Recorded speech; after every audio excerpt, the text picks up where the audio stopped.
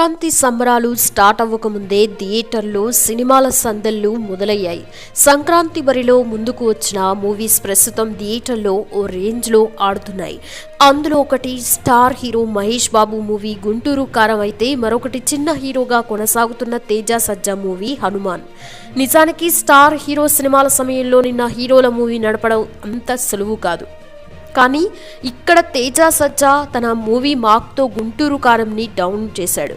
Child ఆర్టిస్ట్గా అడుగుపెట్టిన తేజ ఎన్నో మూవీస్తో అందరినీ ఆకట్టుకున్నాడు. ఇక హీరోగా కూడా అడుగుపెట్టి మంచి సూపర్ సక్సెస్ ప్రేక్షకులకి ఫిదా చేస్తున్నాడు. ఇక ఇప్పుడు ప్రశాంత్ వర్మ దర్శకత్వంలో తెరకెక్కిన హనుమాన్ మూవీతో మరోసారి ప్రేక్షకుల ముందుకి వచ్చిన తేజ మొదటి రోజే బ్లాక్ బస్టర్ టాక్ని తెచ్చుకున్నాడు.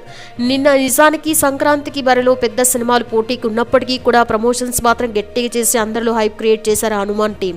అంతేకాకుండా ఈ సినిమా ప్రీ రిలీజ్ ఈవెంట్కి మెగాస్టార్ చిరంజీవి రావడంతో ఈ సినిమాపై మరింత అంచనాలు పెరిగాయి. అలా ఇప్పుడు హనుమాన్ మూవీ గుంటూరు కారం కంటే ఎక్కువగా సందడి చేస్తుంది. ప్రేక్షకులంతా ఈ సినిమా కోసమే క్యూ కడుతున్నారు. అంతేకాదు స్టార్ సెలబ్రిటీలు సైతం తేజ సినిమాని చూడటానికి ఇష్టపడుతున్నారు. అయితే ఇప్పటికే పలువురు హీరోస్ హనుమాన్ మూవీ చూసి ఫిదా అయ్యారని తెలిసింది.